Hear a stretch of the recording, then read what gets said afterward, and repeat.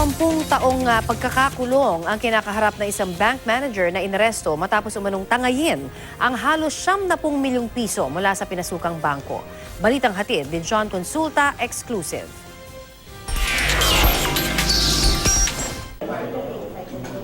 Agad na korner ng mga tauhan ng NBI Anti-Fraud Division ang 52 anyos na bank manager na si Carlos Tenengi sa kanyang bahay sa Fairview, Quezon City. 2 taon nagtago si Tenengi matapos maglabas ng final ruling ang Korte Suprema sa kanyang kasong estafa at falsification of documents. Sinubukan para ng suspect na suhulan ang mga NBI agent para huwag siyang dakpin. Inoperan kami, pwedeng ayusin na lang, huwag mo na siyang hulihin.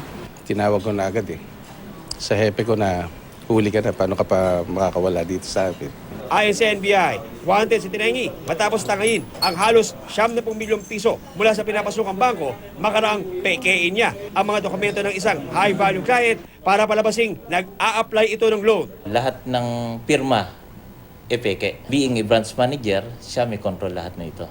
Depensa ng suspect, natukso lang siyang gamitin ang pera ng bangko para sa isang forex pyramiding scheme, pero tumakbo na raw ang nasa likod nito. Ibabalik din. Ibabalik nyo rin yung pera? Kapag ano po? Tumakbo yung Singaporean na company.